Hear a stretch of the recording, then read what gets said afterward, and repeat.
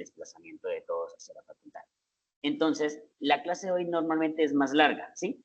Pero como lo vamos a hacer de forma virtual, vamos a dividirla en dos partes para que de pronto sea un poquito más fácil de comprender y así pues hacemos dos clases más corticas, ya sea si la de mañana debe ser virtual, aunque creo que ya mañana podríamos hacer presencial la otra parte.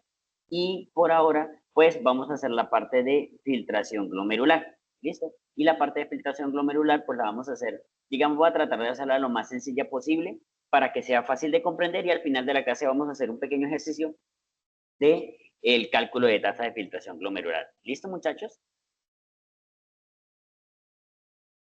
Entonces vamos a proyectar por acá. Espera un momento.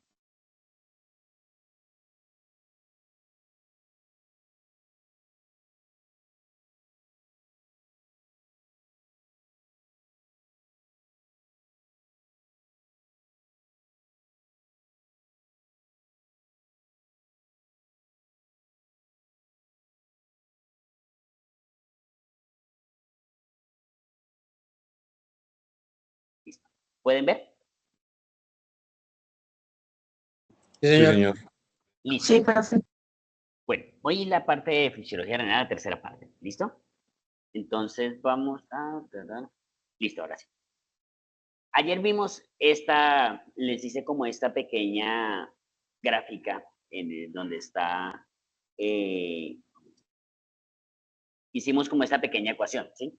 Que dijimos que había una filtración y una excreción y que esa filtración iba a depender de la tasa de filtración, es decir, la parte del volumen sanguíneo que se filtra, que es el que sale de esta parte vascular, de este penacho que se genera, de este glomérulo, y que entra en la cápsula, y que esa parte de volumen que ingresaba en la cápsula iba a avanzar a través de las diferentes porciones de los túbulos de la nefrona, desde el túbulo contorneado proximal, asa de Henle, porción delgada, en este caso descendente, porción delgada ascendente, porción gruesa ascendente, y túbulo contorneado distal, túbulo colector, entre otros. ¿Listo?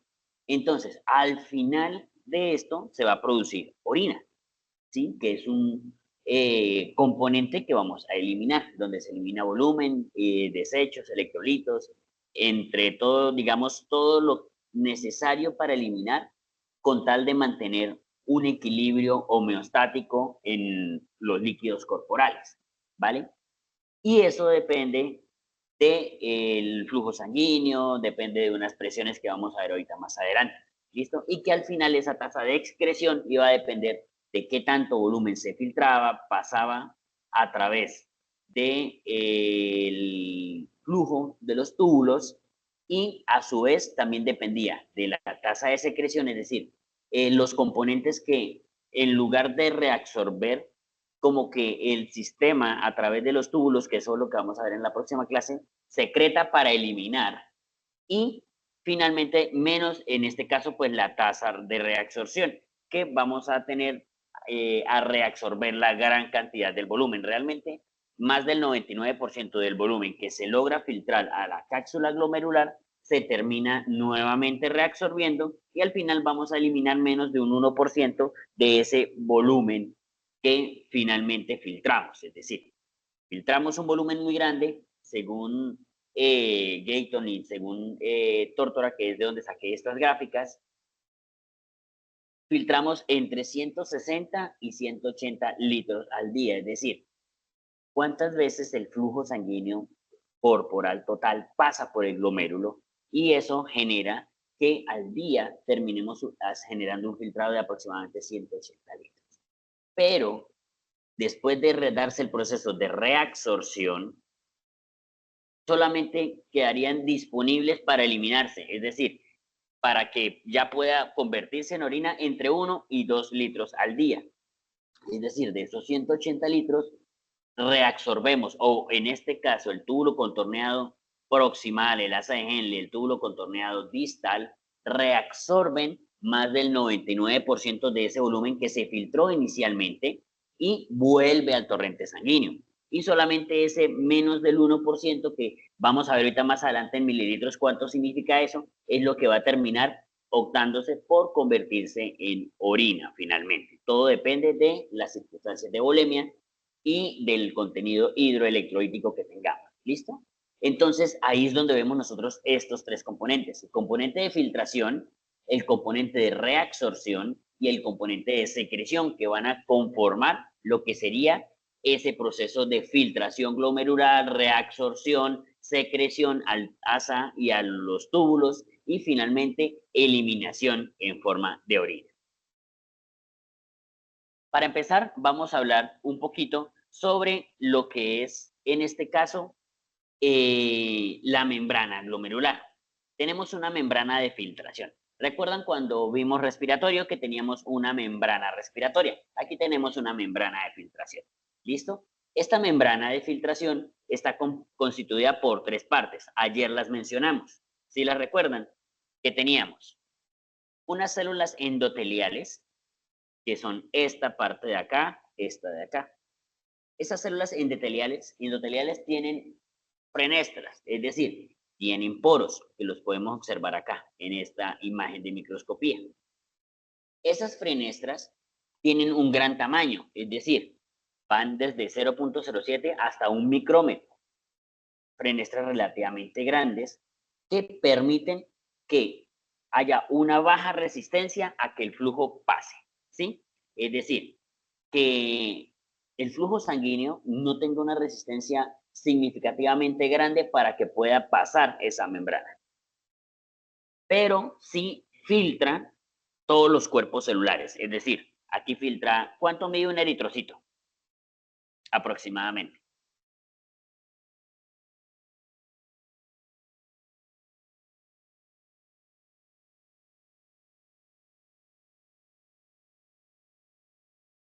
¿80 micrómetros?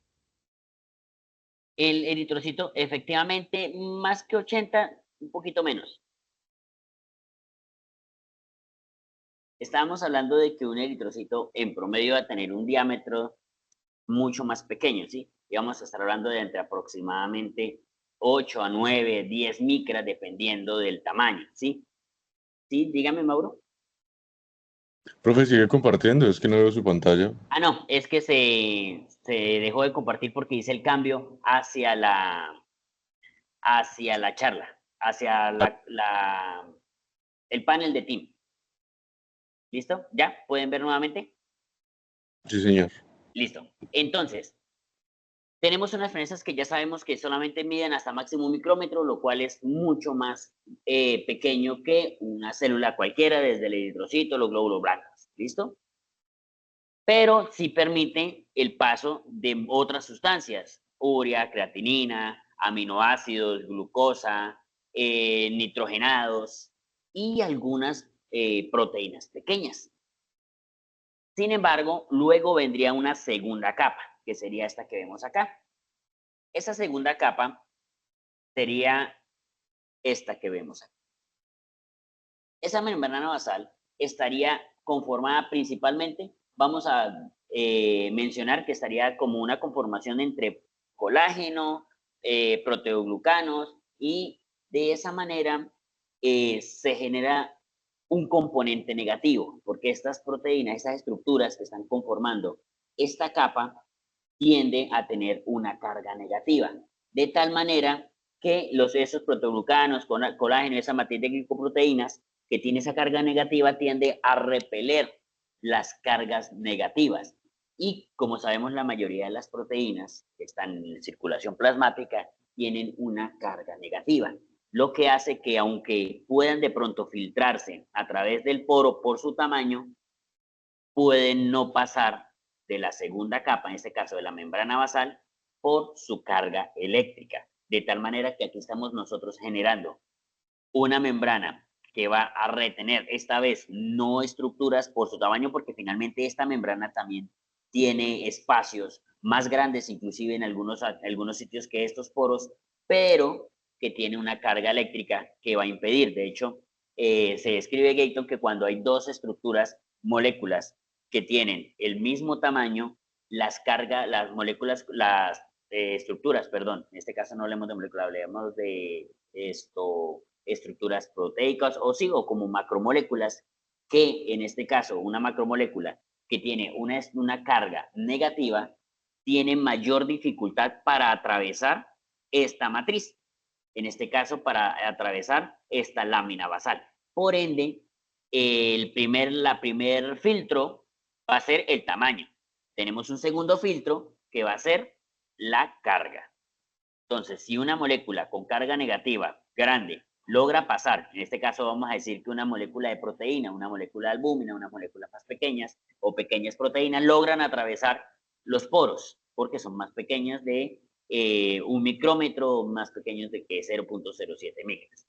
Sin embargo, tienen una carga negativa, lo cual hace que se les dificulte más pasar esa segunda capa. Luego tenemos otra tercera capa, que serían la hendidura de filtración. Esa hendidura de filtración es este pequeño espacio, es decir, los espacios que se generan entre unas estructuras que vamos a denominar pedicelos. Esos pedicelos son como las extensiones de los podocitos. Estas células podocitos son células que van a extenderse, digamos, como si tuviesen unas prolongaciones en sus capas, pero que esas prolongaciones tienen esta característica de que parecieran pies, y por eso de hecho reciben ese nombre como esos pies, y con deditos que se entrecruzan, y a su vez ese entrecruzamiento va a generar unos pequeños espacios, y eso nos va a ayudar más adelante a que cuando se generan procesos de contracción o dilatación, estas hendiduras de filtración se aumentan o se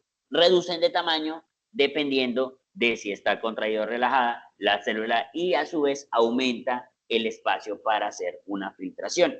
Sin embargo, esto es otro filtro que tenemos para que nos va a servir como una regulación de flujo más adelante, pero que por ahora también nos va a contribuir a que se mantenga, digamos, a disminuir la salida de sustancias, ¿sí? La salida de macromoléculas, principalmente de proteínas, que es lo que buscamos filtrar, porque más adelante vamos a ver que vamos a tener unas proteínas también que van a hacer una presión dentro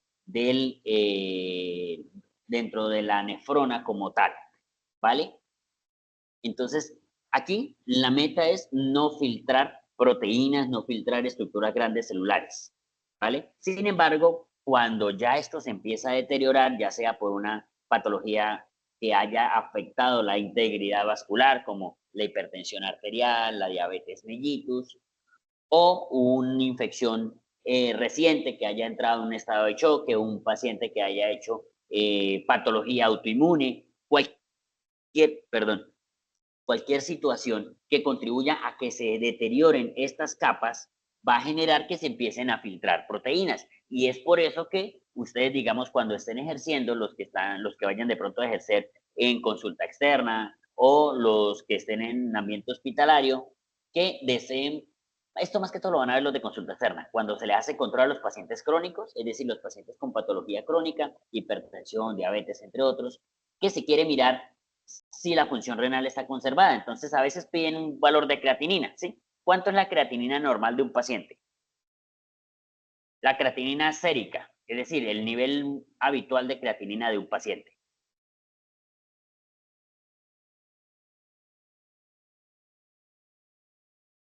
Muchachos. De 0.6 a 1.3 creo que es. Ese sería exactamente, de miligramos sobre decilitro. ¿Listo? Entonces, eso sería el nivel basal de creatinina. Entonces, hay pacientes a los que ustedes les piden en ambulatorio, ahí vamos a ver cómo está la función renal. Entonces, el paciente con hipertensión arterial, el paciente con diabetes mellitus, llega a su control, al control de ustedes, que lo ve actualmente, normalmente el médico los ve cada 3 meses. Entonces, llega con ustedes cada 3 meses, doctor, no sé qué, me siento bien, listo. Usted dice, listo, vamos a pedirle unos exámenes que se le piden normalmente al menos cada 6 meses. Entonces, cada 6 meses le piden el examen. Dice, bueno, vamos a ver cómo está su creatinina. Ah, no, su creatinina está súper bien. Y resulta que hay otros marcadores aparte de la creatinina. La creatinina nos dice la tasa en ese momento, la filtración. Pero resulta que a veces, como lo vamos a ver más adelante, hay mecanismos que logran compensar la tasa de filtración de creatinina hasta un punto, a pesar de que ya esta membrana esté haciendo afectación. Entonces, es por eso que normalmente a los pacientes con enfermedad renal crónica hipertensiva o con diabetes mellitus se les pide microalbuminuria o albuminuria y un índice de relación entre albuminuria y creatinuria y un índice de albúmina creatinina que a su vez nos va a permitir mantener, digamos, estar un poquito más al tanto de la filtración de una manera previa antes de que se vea reflejada en la tasa de filtración glomerular. Entonces, por ejemplo, usted le piden una microalbuminuria y hay un límite permitido porque de todas formas unas ciertas proteínas van a lograr pasar y se van a eliminar en la orina porque esas no se van a reabsorber. Pero ese nivel es muy pequeño. Cuando hay ya un daño estructural, bien sea en estas fenestras, bien sea en esta lámina basal o en estos podocitos que ya se empiezan a degenerar, se empiezan a dañar porque la diabetes empezó a glicar proteínas, porque la enfermedad hipertensiva empezó a dañar la integridad vascular, porque las enfermedades autoinmunes ya empezaron a destruir estas células endoteliales, ya empezaron a destruir esta membrana, ya empezaron a destruir estos podocitos, van a empezar a filtrarse proteínas. Y entonces cuando se empiezan a filtrar proteínas, si bien puede estar todavía conservada la tasa de filtración porque la creatinina se conserva, ya cuando empiezan a eliminarse proteínas nos está dando una indicación de que de una forma temprana se está generando una lesión renal que todavía no se ha manifestado, pero que ya está empezando a dañarse esa membrana y por eso es que ustedes piden como control ese tipo de exámenes que nos va a ayudar a predecir una lesión renal futura. ¿Listo? Y esos pacientes pues inmediatamente los mandan a nefrología. ¿Listo? Entonces, ahora, continuamos. Aquí está lo que les decía hace un momento. Tenemos un flujo renal que va a aproximadamente 625 mililitros por minuto, ¿vale? Es decir, de todo el flujo sanguíneo, aproximadamente 625 mililitros por minuto pasan a través de la arteriola aferente. De esos, aproximadamente después de dar un proceso de ultrafiltración, 125 mililitros se filtran hacia la cápsula, es decir, pasan de glomérulo hacia la cápsula, pero después de todo el proceso de reabsorción, vamos a tener que de esos 125 simplemente reabsorbemos 124 y nos queda apenas 1 mililitro por minuto de que se va a convertir en orina. Eso nos indica el impacto que tiene esa reabsorción, ese mayor volumen de reabsorción de prácticamente todos los fluidos líquidos y electrolitos y finalmente eliminamos solo lo que se debe eliminar. Entonces, esa tasa de reabsorción también va a impactar directamente en la producción de orina que va nuevamente a los capilares y eso pues termina generando que la orina o que el volumen no sean esos 150, 160 litros que hablamos inicialmente, hasta 180, sino que sean simplemente entre 1 y máximo 2 litros de orina por día. Sí, obviamente depende del tamaño del paciente, porque si es un paciente muy grande, aparte con gran masa muscular, gran masa corporal, paciente de 120 kilos que mide 2 metros 10, obviamente por su gran tamaño va a generar un mayor volumen de orina. Un paciente más pequeño, pues va a generar un volumen mucho menor de orina. Normalmente la orina, o nosotros producimos una orina que puede ir entre por encima de 0.5 mililitros hasta 1.5, 2 mililitros por kilo por hora. Es decir, un paciente de 70 kilos podría estar generando orina que oscila entre los 40 y póngale 140 mililitros por hora normal de orina. Eso es como el rango. Habitualmente lo que nosotros consideramos como una orina normal iría entre 0.8 y 1.1, 1.2 mililitros por kilo. Es decir, un paciente de 70 kilos que se encuentre hospitalizado, un paciente normal, debería generar una orina de al menos 60 a 80, 90 mililitros por hora. Es decir, ese paciente cada hora orinaría más o menos 80, 90 mililitros. Y ese paciente al cabo de 3, 4 horas, que es lo que normalmente nos genera la sensación de micción, es decir, tenemos un volumen en la vejiga que nos permite almacenar, pero cada cierto tiempo debemos ir a orinar. Entonces, todo depende del tamaño de la persona, el volumen de la vejiga, pero normalmente vamos a orinar cada 4, cada 3, cada 5 horas. Las muchachas tienden a tener una vejiga un poquito más pequeña y a su vez se les recomienda también orinar un poquito más seguido debido a que su sistema genital tiene la uretra, digamos, más expuesta que en el sistema masculino, porque la longitud del pene impide, digamos, el paso bacteriano y por eso la mayor incidencia de infecciones urinarias en mujeres que en hombres. Entonces a las mujeres pues normalmente se les recomienda que orinen un poquito más seguido. Entonces por eso es que las chicas normalmente van a orinar cada 2, cada 3 horas y la orina, el volumen que eliminan sería aproximadamente esos 60, 70, 80 mililitros por 3. Entonces estarían orinando más o menos 250, 300 mililitros, 350, y es lo que equivaldría prácticamente a un vaso de orina aproximadamente. Entonces, por eso es que normalmente esa micción se calcula de esa manera. ¿Listo? Aquí lo que nosotros nos muestra Gator en esta tabla es simplemente cómo la capacidad de filtración va inversamente proporcional a la masa. Es decir, entre más grande sea la estructura que se va a filtrar, menos capacidad de filtración va a tener. ¿Por qué? Por, obviamente, podocitos. Y aquí pues obviamente no se tiene en cuenta la negatividad, porque como lo dijimos, una estructura que tenga, dos estructuras que tengan el mismo tamaño, la que tenga una carga negativa va a tender a tener más dificultad para atravesar la membrana. Mientras que la de carga positiva, aunque tenga el mismo tamaño, podría atravesar la membrana más fácilmente. ¿Listo? Entonces aquí hay que tener en cuenta esto.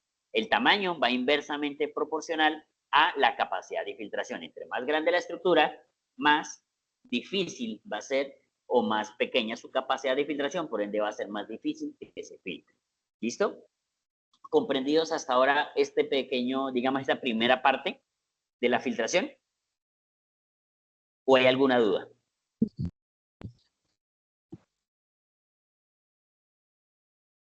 ¿Bien? Listo. Entonces, ahora vamos a ver cómo se filtra.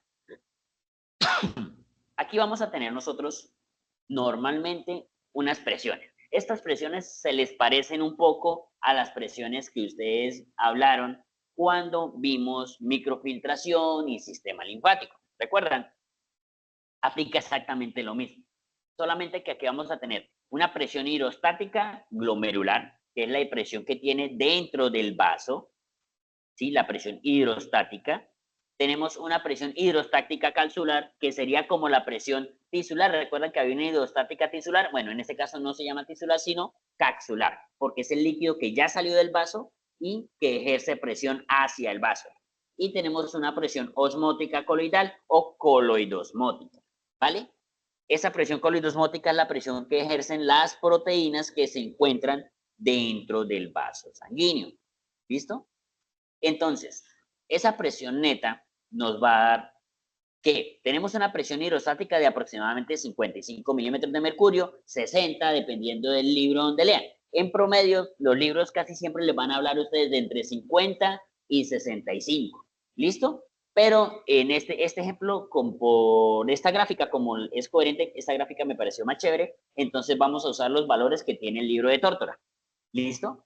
En este capítulo usé ambos capítulos, tanto Tórtora como Gator, pero las gráficas que ustedes están viendo son más que todo de Tórtora, por lo que me parecieron como más fáciles de comprender. Entonces, por eso los valores que vamos a usar en esta gráfica, en esta diapositiva, son los que tiene Tórtora, ya que son los que vienen plasmados en la imagen. ¿Listo? Entonces, para que fuese más fácil. Tenemos una presión de filtración. En este caso, esa presión de filtración neta va a depender de la presión hidrostática del glomérulo, la presión hidrostática de la cápsula y la presión osmótica de coloidal o la presión coloidosmótica. ¿Listo?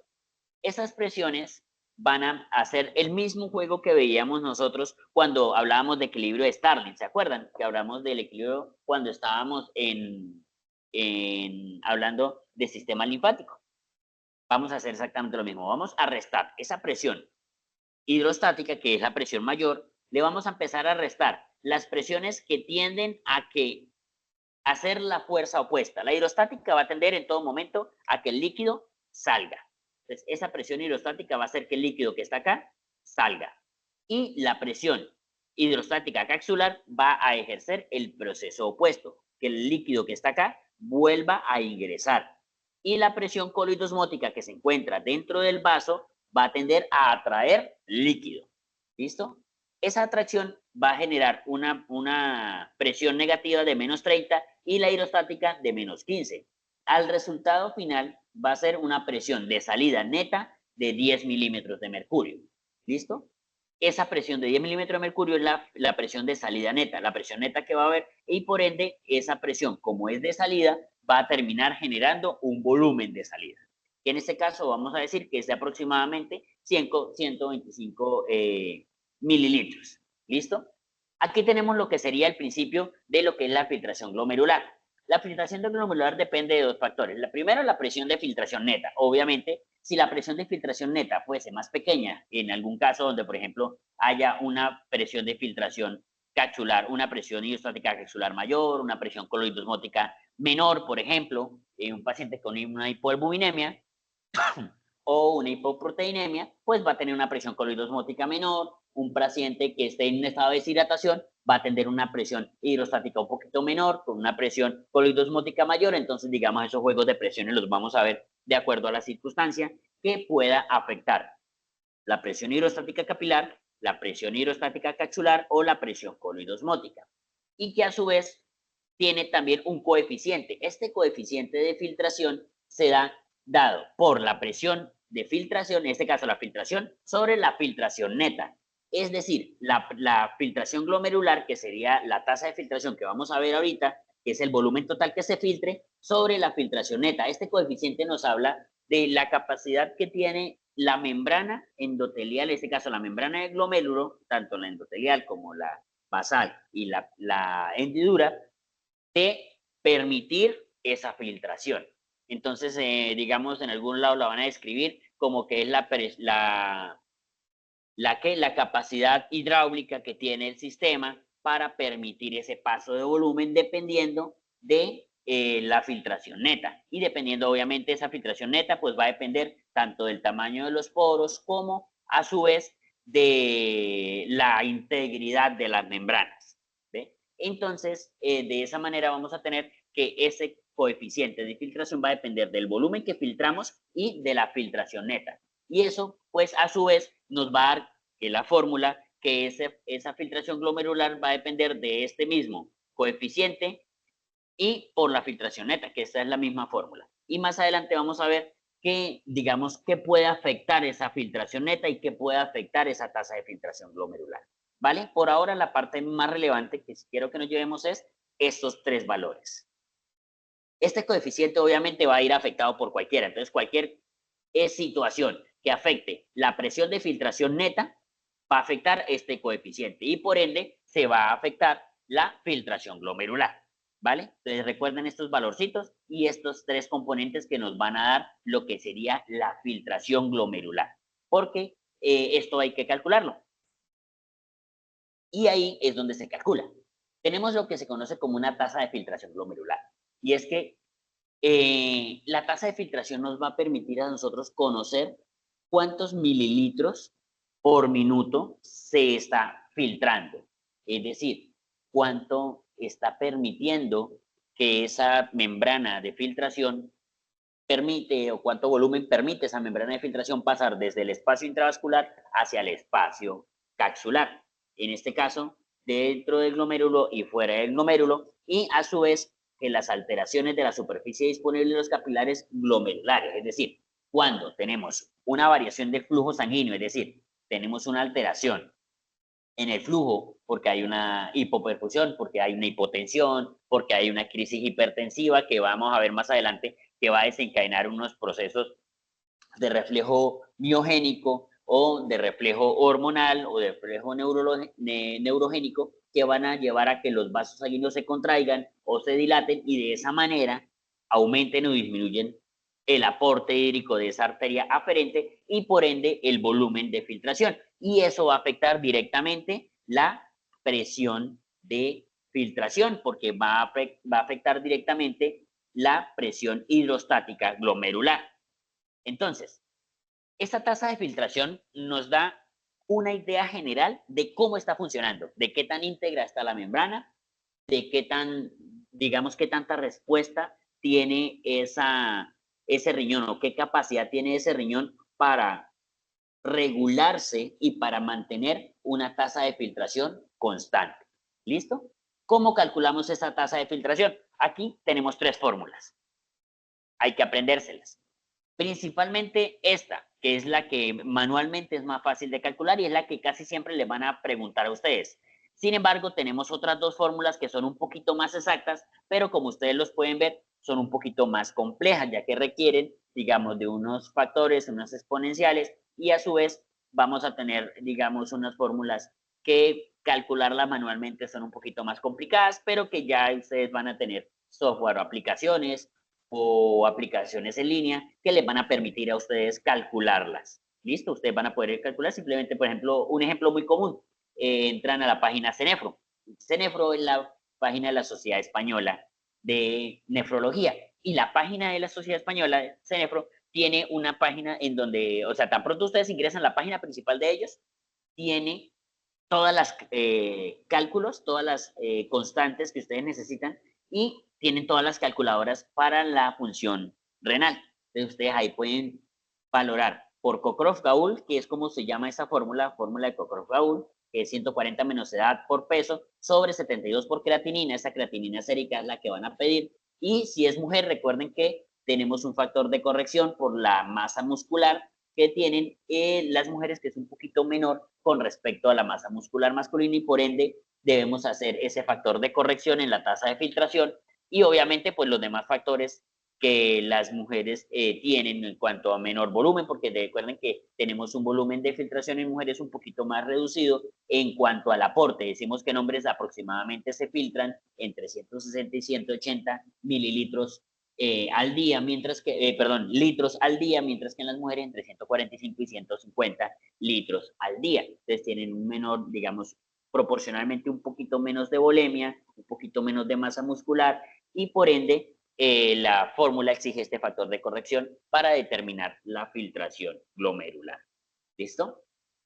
Y tenemos MRD y CKD-EPI, que sería la más exacta. Digamos, la que más usamos actualmente es esta, pero mientras que, digamos, si no tienen disponibilidad para estas otras, para estas porque están en un sitio donde no tienen señal, no tienen la aplicación, etcétera, etcétera, etcétera, pueden calcularla manualmente. Y de hecho, lo que hablábamos ayer, el que exista la posibilidad de calcular las otras no implica que ustedes no hagan de pronto el ejercicio mental de hacer este cálculo. Y por eso es que a ustedes, cuando estén en ronda, muchas veces le van a decir, calcúleme la filtración, pero sin sacar el celular, y le dan de pronto una calculadora. O le dicen, calcúlela, inclusive algunos docentes le van a decir, calcúlela manualmente ahí, todo depende del docente. Entonces, pues, esta es la forma más fácil, que es la fórmula de Cockcroft-Gaul. Y esta es la que ustedes más que todo les van a preguntar cuando estén en ronda. Sin embargo, si les dicen que la saquen por CKD, pues está CKD o MDRD. Esta la usa más que todo en las unidades renales, pero en general, todo lo que vamos a ver, lo que son las estadísticas y todo lo que es las clasificaciones de enfermedad renal crónica, eso, usan mucho o Cockcroft-Gaul o CKD-EPI. ¿Listo? Para que la tengamos en cuenta. Ahora vamos a ver que el riñón tiende a tener una autorregulación. Qué pena. Esa autorregulación tiene 2 mecanismos. Bueno, 3 realmente, pero digamos la autorregulación renal, vamos a hablar de 2, y los otros 2 mecanismos son externos. ¿Listo? La autorregulación renal va a tener un mecanismo miogénico. Ese mecanismo miogénico, ustedes lo recuerdan antes, ya lo hemos mencionado antes. Mencionaba que de la dilatación de los vasos se estimulaban ciertos receptores para aumentar, creo que la contracción.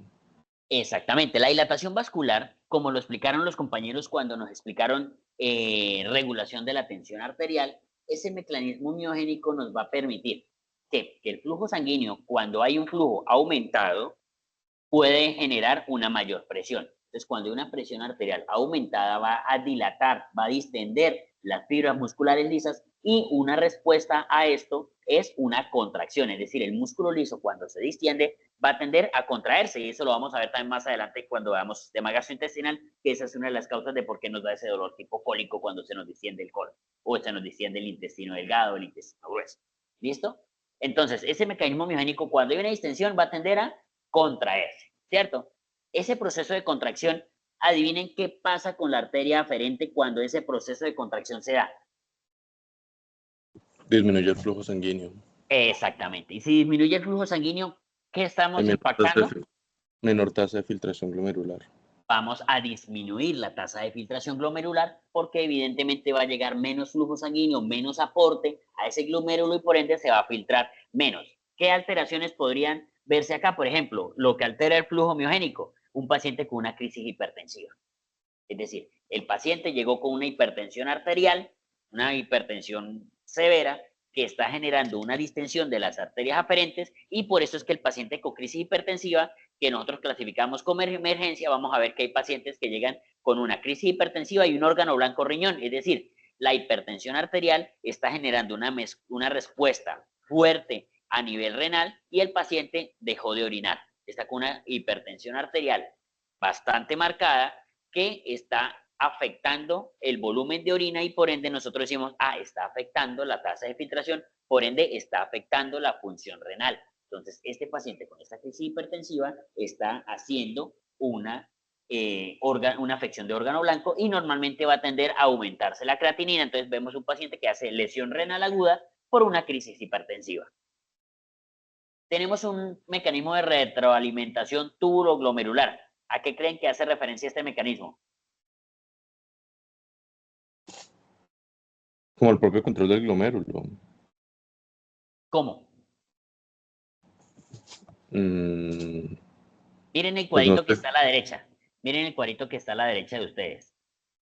¿Sí lo ven? Este cuadrito tiene un espacio. Recuerden que ayer hablábamos de que justo en el espacio donde está, en la división del túbulo contorneado distal, antes de convertirse en túbulo, del asa del Henle, antes de convertirse al túbulo contorneado distal, tenemos una sección que entra en contacto con los dos arterias, que está muy cerquita, tanto de la arteria aferente como de la arteria eferente.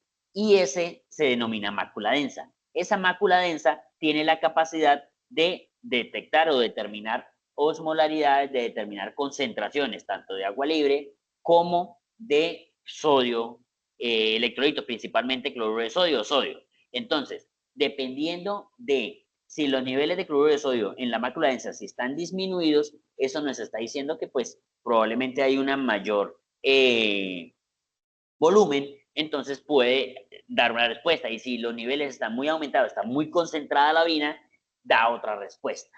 ¿Listo? ¿Por qué? Porque estamos o absorbiendo, haciendo una tasa de reabsorción mayor o una tasa de reabsorción menor y puede activar unos mecanismos. El primer mecanismo que nosotros vamos a ver, digamos, es que cuando la mácula detecta que hay un aporte, es decir, de sodio y de cloro y agua, inhiben la liberación de ácido nítrico. Es decir, cuando tenemos mucha agua y hay mucho volumen en la mácula densa detectada, quiere decir que hay mucho volumen para ultrafiltrar.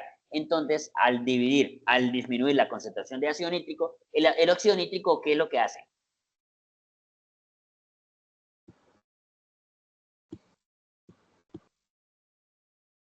El óxido nítrico Él lo normalmente, generaba como, creo que vasodilatación.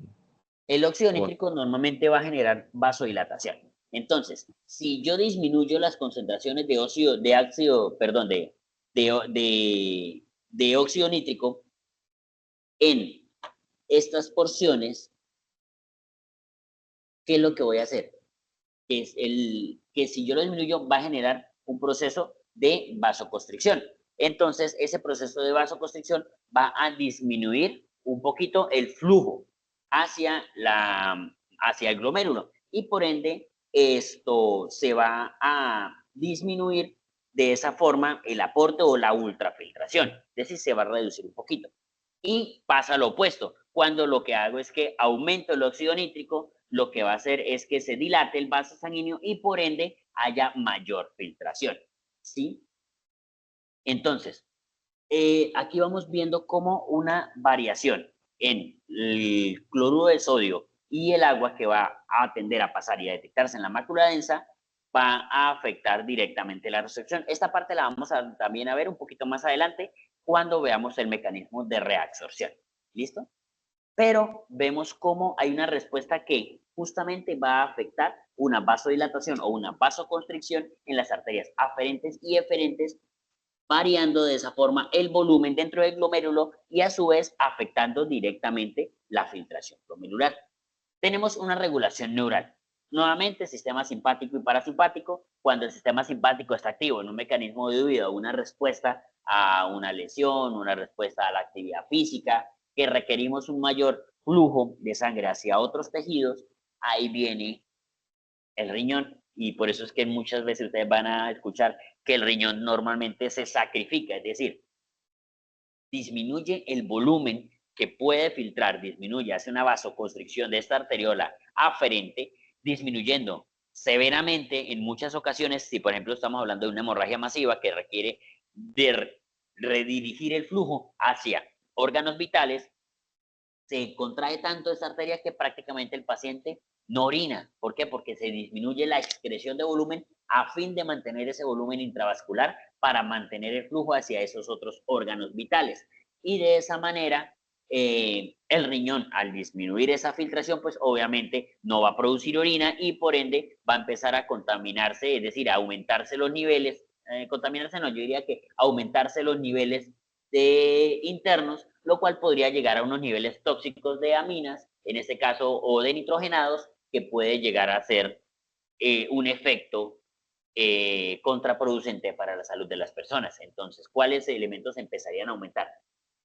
El BUN, la urea, la creatinina y a su vez electrolitos, por ejemplo, como el potasio, van a tender a aumentarse. Y ya ayer vimos que los estados de hipercalemia pueden generar también arritmias cardíacas, aumentarse el volumen intravascular, que si es un estado en donde se necesita no hay ningún problema, pero si la lesión renal luego se instaura y ya el paciente recupera su función sanguínea, digamos, recupera su volemia, pero el riñón está afectado, ahora se va a empezar a acumular líquido. ¿Listo? Y tenemos también una regulación hormonal que depende del eje renina-angiotensina. Y recordemos que esa eje renina-angiotensina-aldosterona va a terminar en una reabsorción de líquido, una excreción de potasio y a su vez en un proceso de vasoconstricción que nos genera la angiotensina 2. Entonces vamos a terminar generando un proceso de aumento de la tensión arterial que también va a depender de, obviamente, del aporte, de cuánto se está filtrando en este glomérulo y que va a ser sensado por esta mácula densa también y que a su vez va a desencadenar una respuesta hormonal. Pero estas respuestas hormonales es lenta, la respuesta de retroalimentación túbulo-glomerular es lenta, mientras que la respuesta neural y la respuesta miogénica son respuestas rápidas. ¿Listo? Ahora tenemos aquí... Profe, qué pena, ¿podría repetirlo de cuáles son las rápidas y las lentas?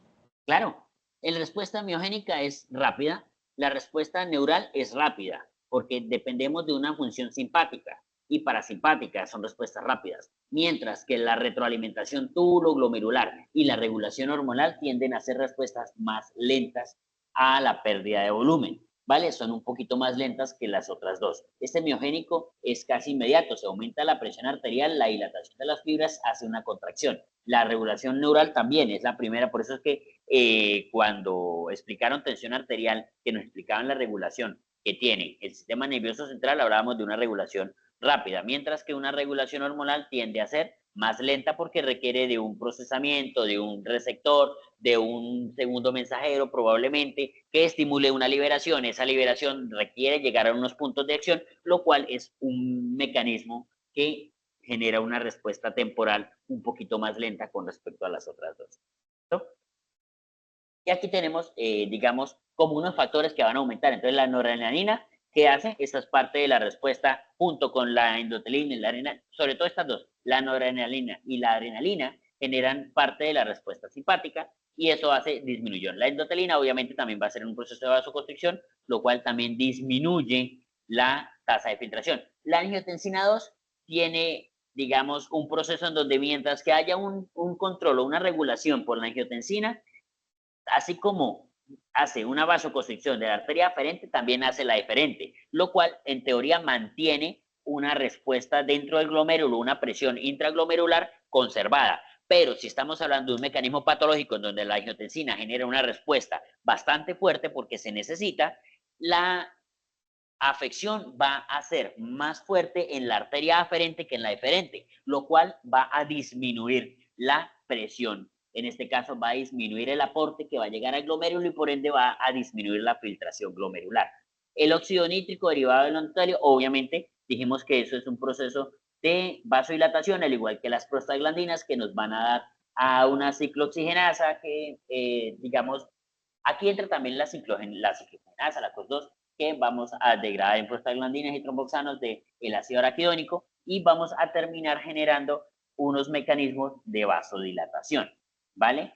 Pero también cuando inhibimos, y aquí es donde viene el ejemplo de por qué, por ejemplo, los pacientes que toman angiotensina 2, que toman bloqueadores de la angiotensina 2 y a su vez toman ibuprofeno o toman cualquier medicamento, hay que tener cuidado con la dosis, hay que tener cuidado con el tiempo que les mandamos, porque no pueden tomar por un periodo muy prolongado estos analgésicos debido a que tanto bloquean, si están tomando, por ejemplo, los sartán, IECA, cualquier IECA o ARA2, enalapril, tactopil, los sartán, valsartán, olmesartán, van a bloquear el efecto de la angiotensina 2, es decir, vamos a tener un efecto de bloqueo, por ende, la angiotensina 2, recuerden que bloquea la arteria, digamos, la angiotensina 2 hace una vasoconstricción en la arteria eferente y la arteria aferente. Entonces vamos a tener bloqueado el mecanismo de vasoconstricción de la arteria eferente y de la arteria aferente. Y si a su vez bloqueamos los mecanismos de vasoconstricción que va a generar la ciclooxigenasa, que nos va a afectar, ¿por qué? Porque vamos a perder la presión que vamos a tener sobre el sistema, lo cual va a disminuir la presión de filtración y por ende los pacientes con inhibidores, en este caso, de los ALA2, los bloqueadores del receptor de angiotensina 2 y los inhibidores de la ciclooxigenasa, como los AINES, pueden terminar haciendo una lesión renal aguda. ¿Listo? Porque dejamos al riñón prácticamente sin presión pre y post glomerular, es decir, sin presión aferente y sin presión eferente, y evidentemente va a disminuir la tasa de filtración y puede generar o conllevar a una lesión renal. Por eso es que especialmente cuidado con los AINES en los pacientes que tomen cualquier medicamento antihipertensivo que vaya a afectar el sistema de renina, angiotensina, aldosterona, principalmente los IECAS y los ARA2. ¿Listo? IECAS como el Captopril, enalapril, ARA2 como el losartán, valsartán o el mesartán. ¿Listo? Para que lo tengan en cuenta. Aquí tenemos dos ejemplos.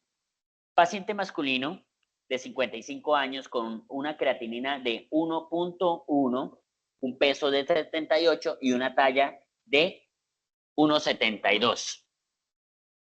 Vamos a calcular la tasa de filtración glomerular de este paciente con esta fórmula. Recuerden la fórmula, 140 menos edad por peso sobre 72 por creatinina. ¿Cuánto daría el primer paciente? ¿Podría mostrarme los datos otra vez? Listo, espera un momento y aquí está. Esta es la fórmula, ¿listo? 140 menos edad por peso sobre 72 por creatinina. Y aquí están los datos del paciente. ¿Cuánto les da de filtración? Ya, profe, ya un momento. Tranquilos. Hagan el cálculo y me cuentan.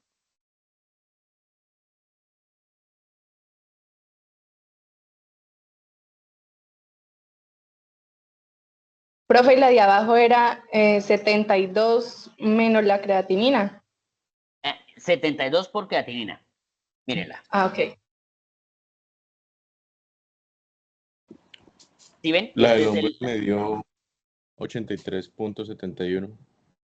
83.71 Sí, y la de la chica, ya lo estoy haciendo.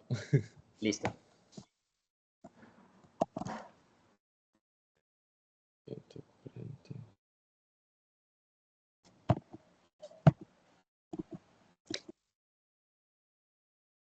También, profe. Listo. Normalmente, cuando ustedes hacen el cálculo, hay algunos que le dan también un factor adicional de que que lo vamos a ver en las otras fórmulas y ahorita los vamos a evaluar. ¿Listo? A evaluar, no, perdón, a revisar. De que en algunos les piden que si es de raza negra o de raza blanca. Entonces, eso es algo que vamos a ver ahorita. ¿Listo? Entonces, tenemos, ¿cuánto les dio a ustedes en el primero, en el hombre? ¿A todos les dio 83.7? Sí, profe. Sí, profe. Bueno, a algunos les va a variar que si 83.60 y pico, 83.70 algo, pero lo ideal es que se encuentre ahí alrededor de ese 83.7, ¿sí? Y la muchacha, ¿cuánto les dio? La señora, perdón, de 48 años, ¿cuánto les dio? Pues me dio un valor bastante bajo, 20.88. ¿Qué creen que significa eso? Pues la tasa de filtrado A mí me glomerular da está. 24. 24 A mí también me da 24.5, profe. Pues es que ahí decía que si era mujer se multiplicaba por por 0.85. 0.85. ¿Hicieron la conversión del factor de conversión?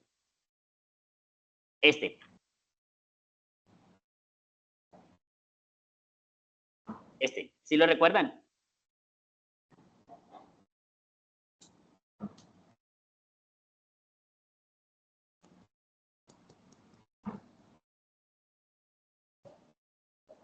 ¿Cuánto les dio corregido ya? 20.88. Exactamente. ¿Listo? A eso es lo que voy. Entonces, ahora vamos a dejar de compartir acá y ya les voy a compartir la página de CENEFO, que es la que les digo para que, digamos, la empecemos a usar y van a ver que es muy práctica. Sobre todo porque es muy liviana, a diferencia de pronto por si hay una señal muy disminuida en el celular y ahí no alcanzo y no tienen alguna calculadora, aunque siempre se les recomienda a ustedes que descarguen cualquier aplicación que tenga calculadora de constantes médicas, ¿vale? Hay infinidad, la que ustedes quieran, algunas más pesadas, otras más livianas, algunas disponibles solo para Android, otras disponibles para iPhone solamente, algunas disponibles para ambos, entonces la que quieran descargar, siempre tengan la que la verdad les va a ser muy útil, sobre todo porque hay medicamentos que ustedes van a tener que ajustar a la función, ¿listo? A la función glomerular. Y ahora les voy a compartir esta parte. Aquí está. ¿Pueden verla?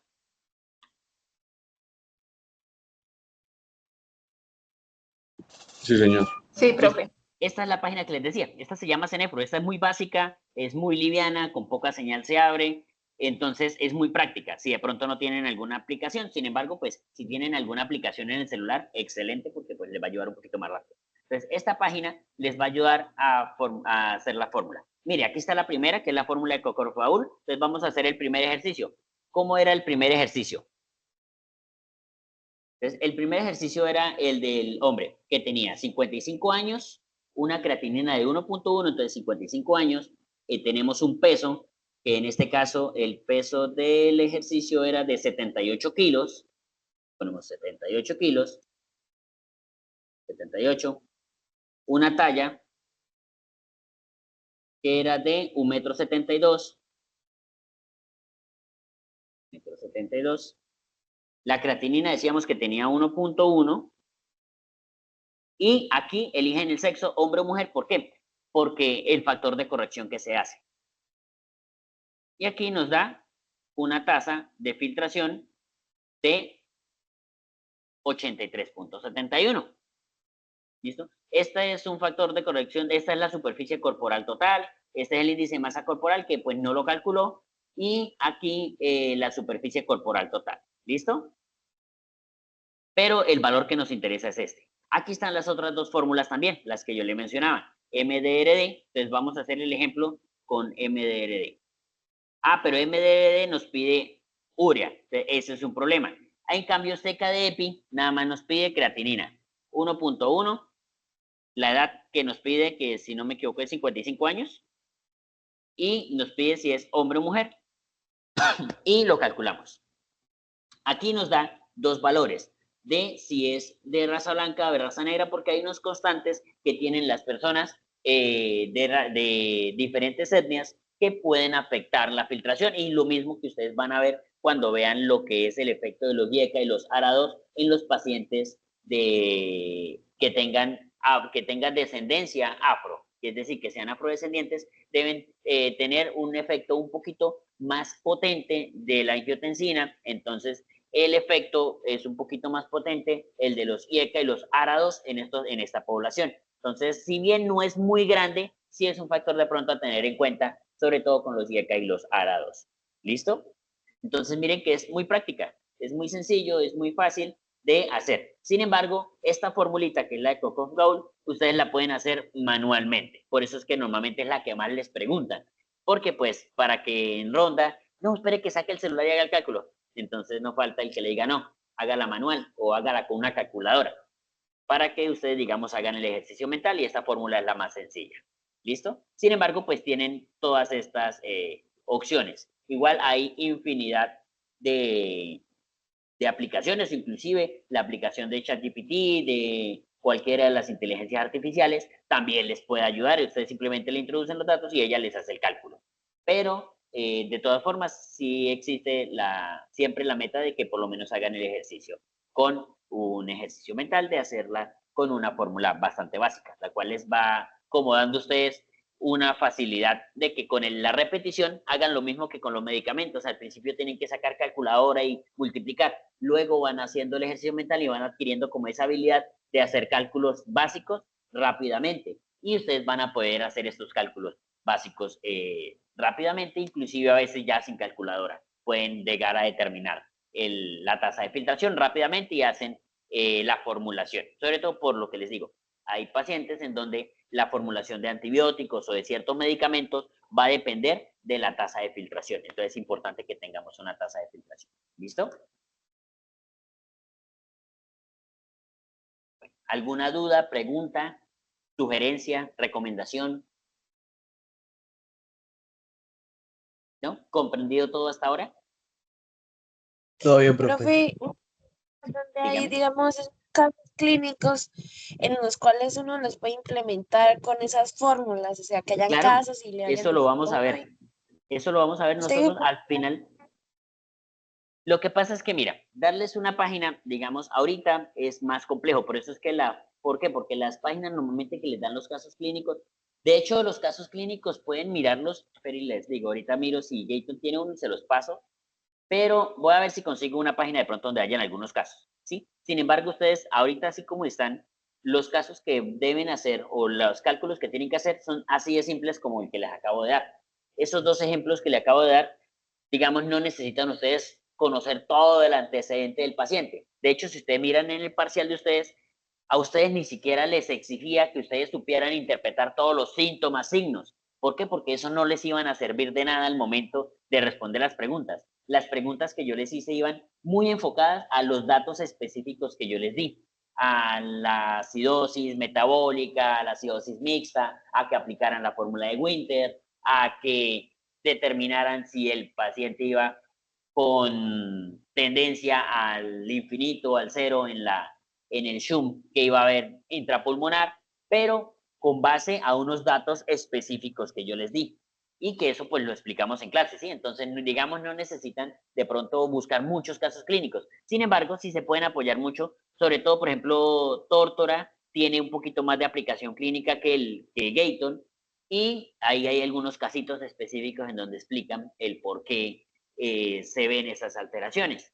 Ganon también lo tiene, de hecho Ganon sí es un poquito más complejo de leer, para de pronto, si de pronto quieren usar Ganon para leer, también es un poquito más complejo que Gaton y que Tórtora. Listo, entonces digamos en este caso, no se preocupen por tener un montón de casos clínicos, simplemente preocúpense por hacer al menos estos ejercicios que están ahí, son 2 ejercicios básicos, por conocer la fórmula. Más adelante les voy dando más daticos y otros ejercicios para que ustedes puedan ir practicando. ¿sí? Para que, digamos, no se enreden, porque si se ponen de pronto a leer muchos casos clínicos para el nivel de formación en el que se encuentran, se pueden enredar un poquito más, ¿sí? Entonces, lo ideal es que les voy dando como unos casitos para que ustedes vean la aplicación, pero siempre, digamos, de una forma controlada, ¿vale? Que es, digamos, los datos que le voy dando para que no generar ningún proceso de confusión en ustedes y que lo que vayamos viendo lo vayamos a aplicar.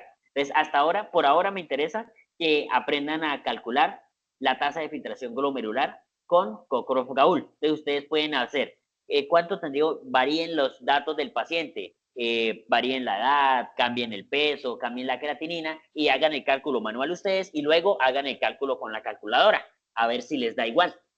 Y con eso ya ustedes dominan la fórmula. ¿Listo, muchachos? ¿Preguntas? ¿Dudas? No, profe, ya esa era mi pregunta. Gracias. ¿Listo? ¿Tienen alguna duda adicional con respecto al tema que vimos hoy? Profe, una pregunta, ¿el quiz para cuándo quedaría? No, para el quiz todavía falta. El quiz lo dejaríamos para la semana entrante, aproximadamente. La idea es dejarlo para la semana entrante. ¿Listo? Entonces ya cuadraríamos. No sé si lo dejamos para el martes o el miércoles o jueves de la semana entrante. Normalmente me gusta hacerlo los días martes, por lo que tenemos más tiempo, ¿no? No, Igual profe, en el es que le iba a decir solamente entraría- que teníamos bioquímica, teníamos quiz de bioquímica. Entonces, estos días cuadraremos en clase cuando dejamos el quiz, ¿listo? Para mañana, pues yo creo, como ya hoy fue la actividad de lo del paro nacional, mañana pues lo más probable es que todo esté normal, entonces nos vemos mañana en clase a las 8 de la mañana. ¿Listo, muchachos? En clase presencial a las 8 de la mañana. Córranle la voz a los compañeros que no se conectaron, ¿listo? Profe, en el quiz solamente entraría entonces renal y gastrointestinal, ¿sí? No, el quiz va orientado más a renal. Aunque depende, si Ok. lo dejaríamos para la siguiente semana, pues podríamos dejar gastrointestinal. Pero pues creo que el quiz lo vamos a hacer solo de renal. ¿Listo? Porque renal es lo que vamos a ver esta semana. Entonces, esta semana terminamos renal y la otra semana iniciamos gastrointestinal. Listo, profe. Vale, muchachos, que tengan un excelente día.